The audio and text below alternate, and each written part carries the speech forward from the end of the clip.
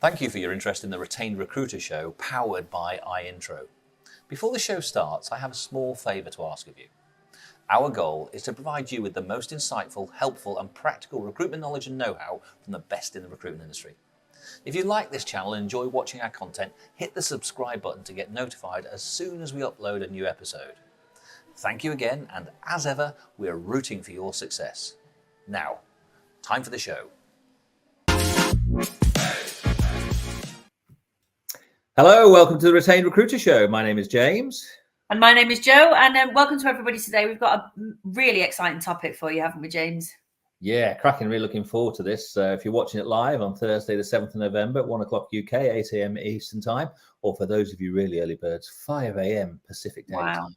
Yeah, there we go. So, yeah, we've got big audiences. So, yeah, we've got a really exciting topic, Jo. We're going to be talking about defending fees in challenging markets. And 2024, all the feedback we've had from around the globe, and of course, there are pockets of excellence always popping up those, but most people have found it quite challenging, found it to be quite a tough market. But there are some nice encouraging signs that we're seeing as we head into 2025. So what we've got to do is arm ourselves and make sure that we can make 2025 an amazing year. So that's what we've looked to do, give some advice and hints and tips today, aren't we, Jo?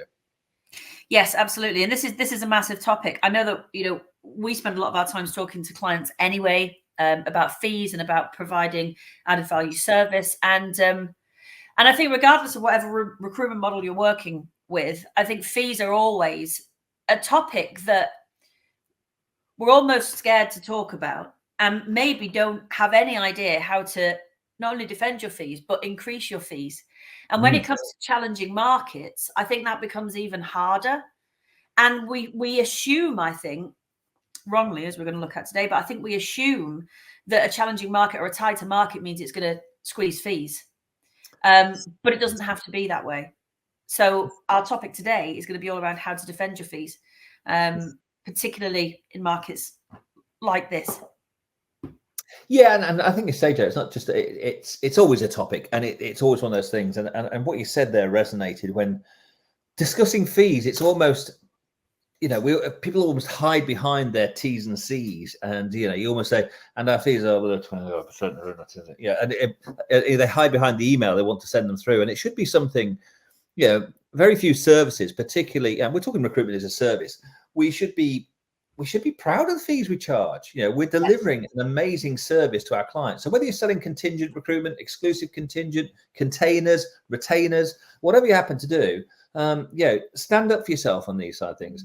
And the fear, and it is an inner fear that sometimes the clients are going to want to pay low fees. Well, it can become a self-fulfilling prophecy. Because if you think they only want to pay 15%, that's all they're going to pay, and that's all you think you're worth in the market. So there's nothing good about being average in this. You're assuming that you're listening to this because you're an exceptional recruiter anyway. Be proud of the service that you offer, and don't just be average in terms of that. So let's come up to the first topic first talking point that we suggested, Jo, which is why attack may be your best form of defense. So let's put some context around what we mean by that, perhaps. Okay. I mean, it's quite a provocative topic header, I think. We're not saying attack your clients. But I sometimes feel as if we as recruitment businesses feel defenseless, as if we have to kind of sit here and wait for clients to, tell us that they want to reduce our fees. Or sometimes it's not just around fees, it's around terms and conditions, and their terms and conditions become harder or, less palatable. And actually, we shouldn't have to sit and wait for things like that to happen. There are conversations, very proactive things that we can do. There's very proactive conversations that we can have with our clients, but I think first and foremost with our teams about how do we create the perception of incredible value with our clients so that they don't want to have those conversations in the first place. And how can we then, if we create that as a team, how can we then create situations to have those conversations with clients that, I suppose, diffuse any potential fee drop conversations so that they just don't happen in the first place?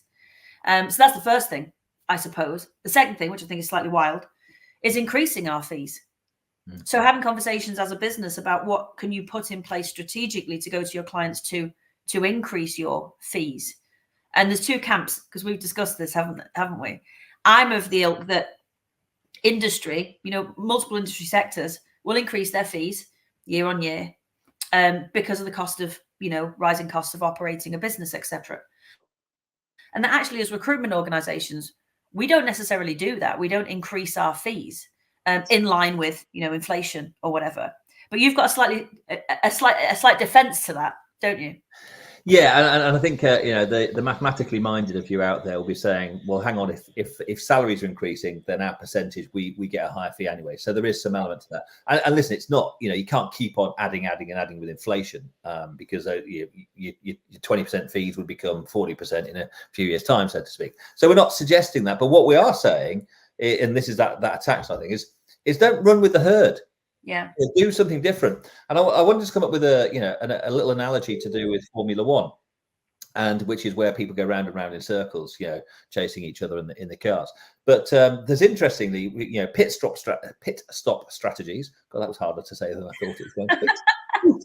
Pit stop strategies. You'll often hear the team say, whatever the person who's leading does, do the opposite. So if they go in, don't come in. If they go past, you come in. And doing that opposite thing to give yourself some form of attack, to give yourself a slightly different strategy. And where we're all going to be feeling, when you're coming out of a challenging year, and although I said there's some nice encouraging signs of some recovery, you're going to find organizations who you think are going to attack you. So you've got to go on the attack first. And I've got some ideas on what we can do there as well.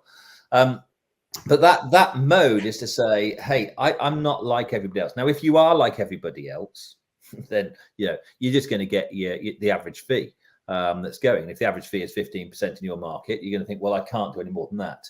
Yeah. I think you also have to look at the client groups you chase, and I think there may be people listening and think, how that won't work in my market.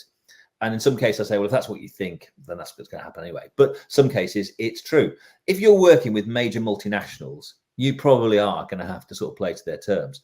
But if you're in the SME market, and I mean by that, those are your target clients, they don't have big procurement teams or talent acquisition teams where, it's our way or the highway.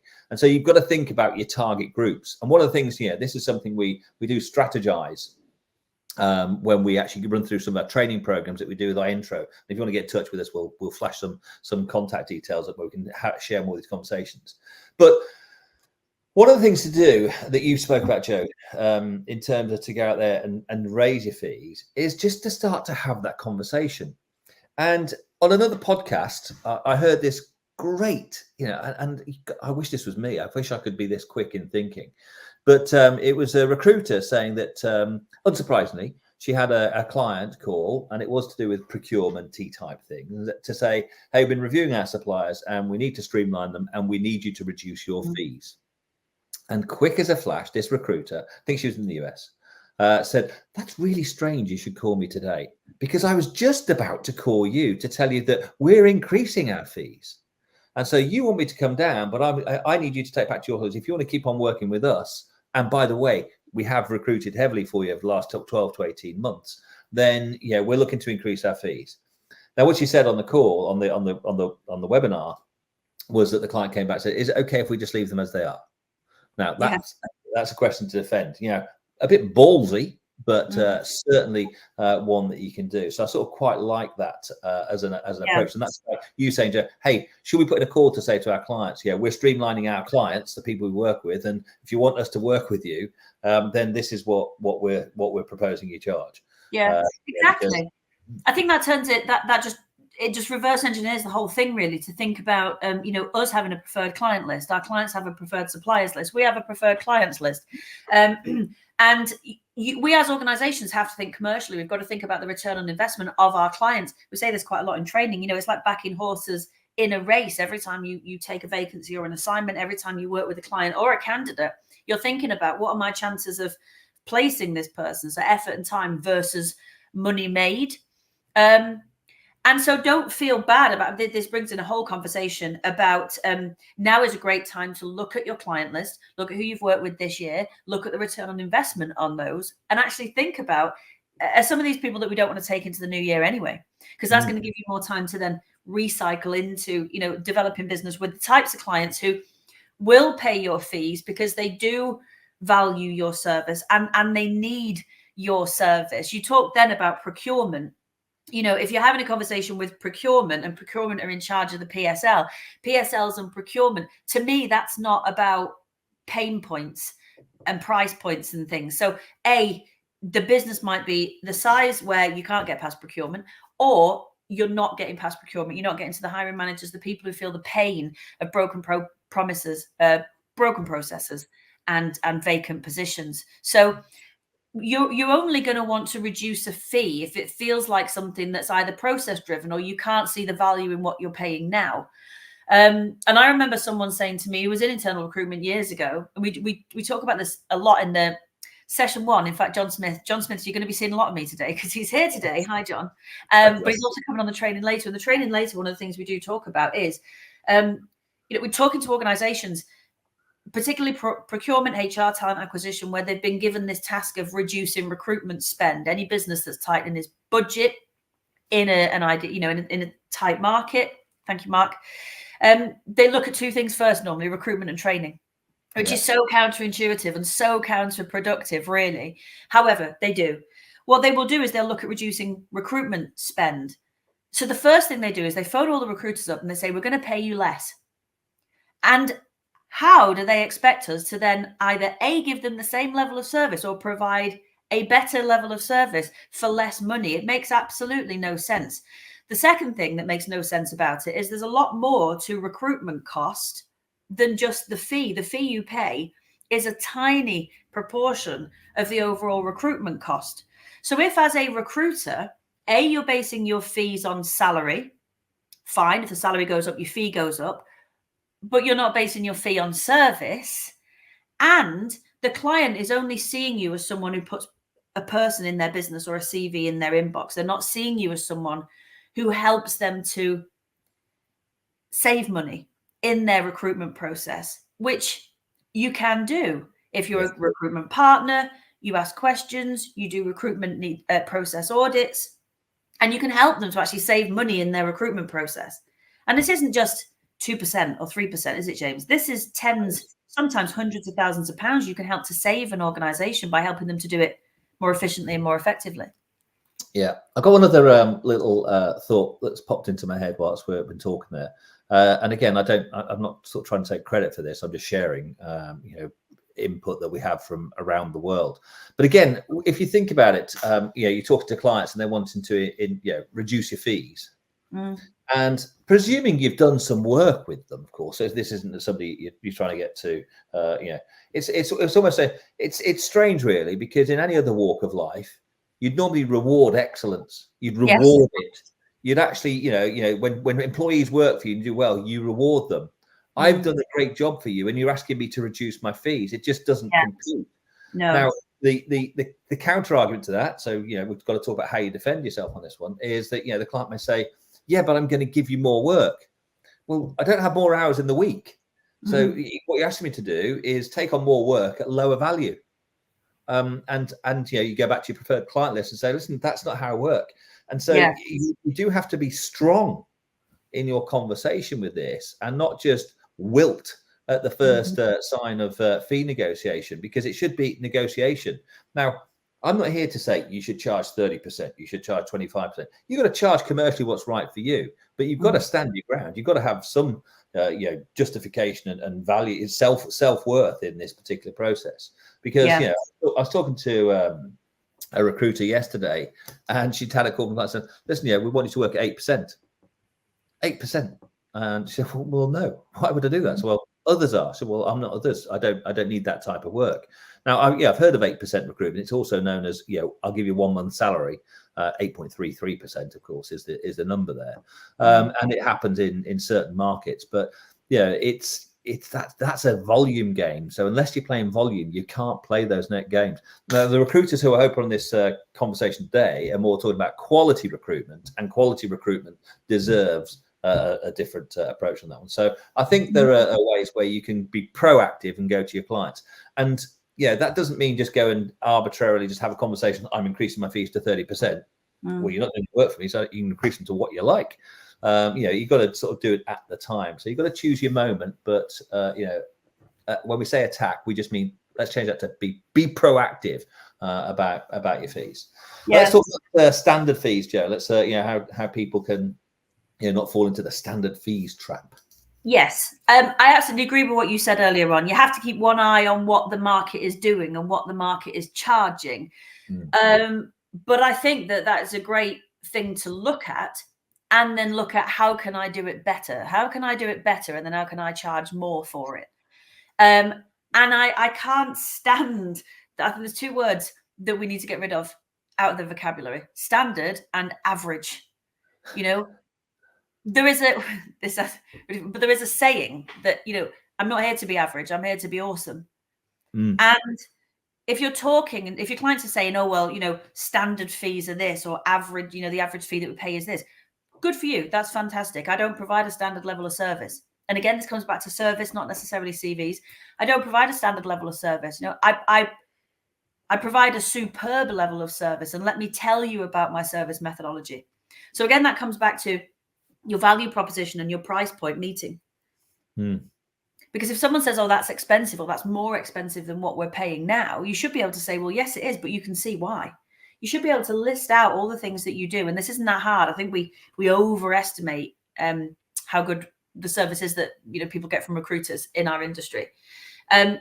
List out what it is that you do for your money. We definitely underestimate ourselves. I remember doing this exercise with a team. If you're not convinced that you're worth it, you're never going to convince anybody else that you're worth it. So list down every single thing that you do for a client on behalf of them during a recruitment process, and all the stuff you do to get them candidates and all that kind of stuff. And actually, once you've listed out everything that you do as standard, there's a lot there. Yeah. And then you've got to think, and what else do I do? What else do I do? And add that to the list. And if that list adds up to 25 points, then maybe that's 25%. Because I do think that where we struggle as businesses, we might not struggle as the owner of the business, because we are very passionate about the value that we bring to the industry. But does that translate to your consultants? Are your consultants passionate? Are they staunch flag flyers, card carrying flag flyers of how amazing your service is? So we have to make sure that we communicate our value proposition, we communicate our service methodology to our team all the time, so they are convinced that they are better than average. They are convinced that, actually, do you know what? And this is the feedback I got from this client when we did the exercise. The consultants were like, we should be charging more money. Look at everything that we do. Exactly. And that changed their identity of who they were. It changed their belief about what they did and the value that they added. So when it came to going out there and saying our fees are 20% or 25%, they just said it because they believed in it. Yeah. And I think there's quite a lot of work that needs to be done around the belief that you're not standard, that you have this better service. Yeah. And I think that the challenge is if you put yourself in the shoes of the employer, and what do they see that the recruiter is offering? That's the problem. Because what they say is, well, I give you the brief. You obviously dip into a database, job board, whatever. You send over to me 6 CVs, and for that you want 15%. That's robbery. Yeah. Because what the recruiter's not done is that it's just an order taker. They've just taken jobs on. It's just getting vacancy, just getting job descriptions in there.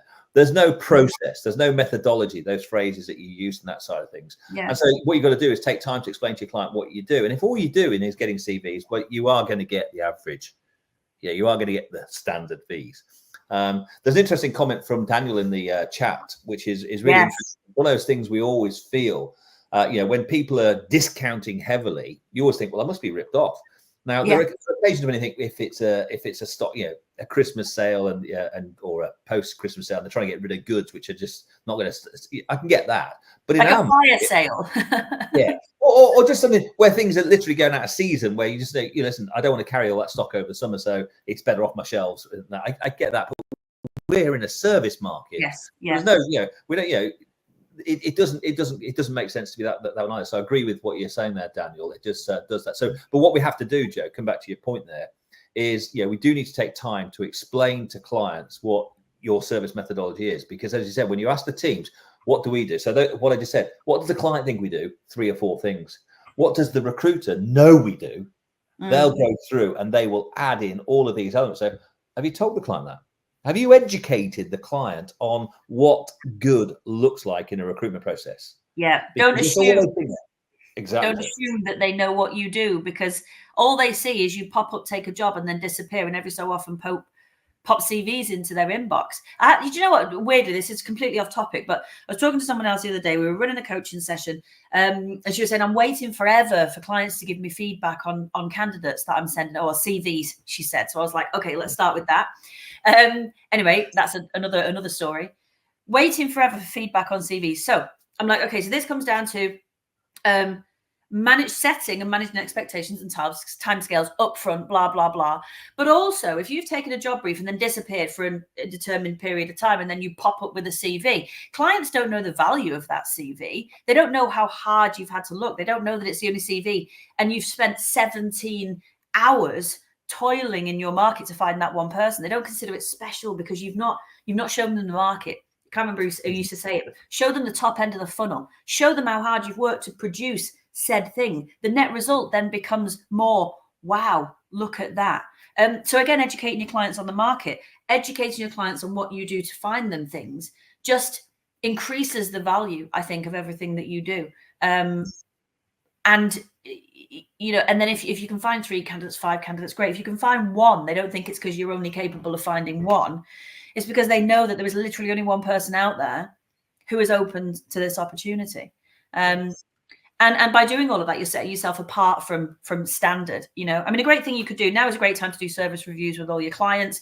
Review 2024, start projecting into 25, start asking them what their pipeline is for 25. This is a great way of you building your revenue pipelines as well, prioritizing your clients for 25. When you're doing that service review, ask them about your level of service and what they get and what they think of it, what they like, what they don't like, what you could do better. Then ask them about the other agencies that they work with. And I bet you any money, you're probably better than them anyway. I can't imagine anyone else is doing service reviews. So by doing so, by definition, you're differentiating yourself. But by finding out what other agencies are doing, or not, as the case may be, for that fee, you're going to clearly be able to create a value gap. I know that the top 5 agencies in my sector do this for that amount of money. I then know that I do all these things for that amount of money, because you can't be better if you don't know what you're trying to be better than. And again, never assume that all agencies are brilliant. No. And that all agencies are doing this stuff. They're probably not. I think what you said earlier, Joe, is if you don't appreciate the value of what you do, then how is your client going to know that? So I think you've just got to build that value proposition out there. Yes. And as I say, it's about we use this word a lot. It is about educating clients, because they don't know what we do. Why should they? It's not their job to know what we do. And as I say, they see the end result, which is, clutch of CVs on their desk for them to sit down and interview. So let's talk. It's about other things that you can do. Now, we are biased. There's a clue in the name of the show, the Retained Recruiter Show. Yeah, we're biased about, so when we're talking about value proposition, we know when we deliver a retained assignment to a client, we're actually providing multiple layers of scientific and objective assessment to help that employer make a more informed, data-driven decision. Now, that means we can show them where the value is. We've productized, here at Intro, we've productized that particular process. So you can actually visually show them, not just talk about it, visually show them. And that's what we're able to do. And that's when you can sort of extend that value proposition, defend your fees, if not increase your fees, because you've actually got something different. Now, just take a cold, hard look at yourself.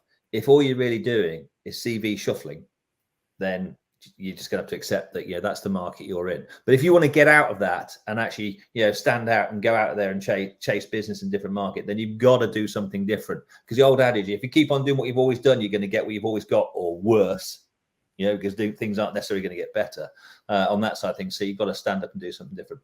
So that sort of brings me to a little bit about, we sort of tease people, Joe, with a conversation piece about sprinkles. And I always think about ice cream.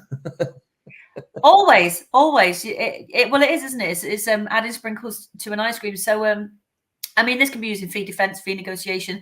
I mean, stage 1 of fee negotiation is don't negotiate. Prevention is better than cure. Defend your fees in everything you do. Every footprint you leave with an organization has got to be high value. Because actually, I mean, I had a client the other day, and we had a conversation about what they wanted, what they thought they wanted, and then I asked some more questions. And then I was able to recommend to them what they actually needed versus what they thought they needed, which was 2 different things. Again, the beauty of you guys taking job briefs. Obviously, this was a training brief. I presented a solution. That was in the form of a proposal that was going to help them with all these things that we found that needed improving within their organization. And then I stated how much it was going to cost. And he stayed quite quiet. And then he said, do you know what? I'm not even going to negotiate. Like I could, like I want, but I'm just not going to. And you could tell he was having like an internal struggle in his brain. He always negotiates with everybody to try and get a good deal. But what I'd said was just clearly just made sense, and he could see the value in it. So he didn't see the point in negotiating. And that's not because I'm really clever.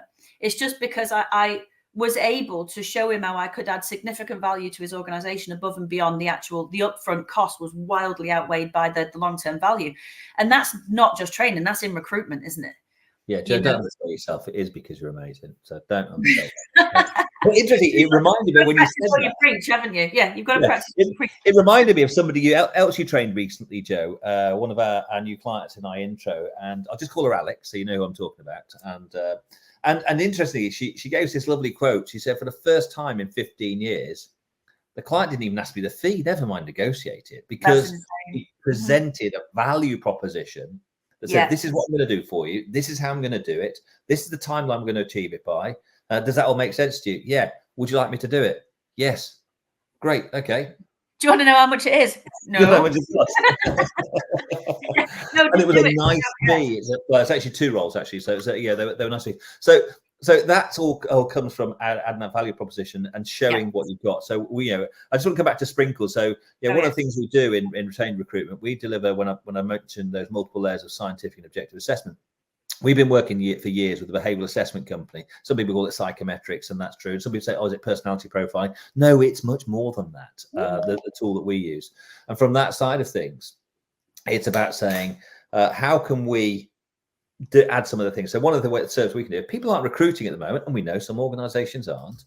What other things can you provide to help them? So, if you're a consultative solution provider, there may be other things that we can do. A team effectiveness report, assess the team, have a look at what the team dynamic is at the moment. How can you sort of improve the motivation and coaching strategies for those organizations? There are other services you can have, and these are all reasons to stay in touch, because when clients aren't buying, as many of them haven't been this year, if you're not around, if you're not in their vision, be it peripheral or otherwise, if all you do is pop up when there's an apparent surge in recruitment, then the reality is you're going to get left to sort of stand by yourself and do something different. Yes, there's a very fine line between indispensable and disposable, and everyone says, oh, you're only as good as your last deal. I think that's a bit too of a basic way of thinking about it. There's lots of value you can add to clients that isn't just sending CVs, booking interviews, and filling jobs. We are valuable because we have insight into a market that they don't. We have insight into their competitors. We have insight into the moving market. We're experts in the moving marketplace. We can help them to map the market, map internal promotions, interviewing, assessing, inducting, orienting. There's so many things that we as recruiters know and do, and if we don't, we can outsource that bit, that you can then either add these as just added value services. You don't charge for them, but it helps to build client advocacy, or you do charge for them and you create a locker full of revenue generators, so you have more things to talk to clients about. Clients have more reasons to want to talk to you, and you've got more ways of making money from your clients.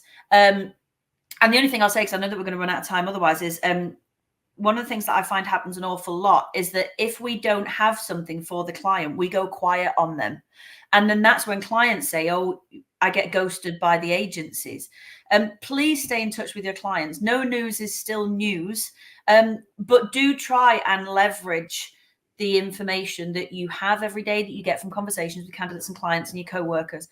Just phone your clients up on a Friday. Spend an hour just phoning everybody up that you're in process with, that you've not spoken to, just to catch up with them. I mean, you'll get loads of referrals and business leads from it. But just stay in touch with people, because transactions don't guarantee repeat business. when you are consultative and you problem solve, even if the problem's been caused by you in the first place, when you problem solve and you're consultative and you ask questions and you build solutions with clients, that's going to generate more repeat business than just transactions. And this has been studied, you know, into the sales psychology for years and years. So please do stay in touch with your candidates and clients. If you don't want to increase your fees, fine, but please don't give them reasons to reduce your fees. Yeah. Listen, Joe, the half hour has flown by. We've shared a few ideas with people. We'd love to share more with you at other times. Please join us for any of the shows, or book a time to meet up with us, or go and have a look at some of the other training programs that Joe runs on www.retainedrecruitmentacademy.com. If you want to have a look at other programs and get in touch with us, connect with us on LinkedIn. We do appreciate you listening in. I know obviously your time is precious, so we do that. We're back in 2 weeks' time when we're going to be talking about marketing, and some very, we've got a special guest coming on for that one. So again, to give you some marketing guidance and advice. So Joe, thanks very much for sharing all those tips. I hope people appreciate them. We appreciate you joining us, by the way. So thank you very much. We'll see you all later. And so it's goodbye from me. And it's goodbye from me. Take care, guys. Thank you. All the best. See you soon. Bye-bye.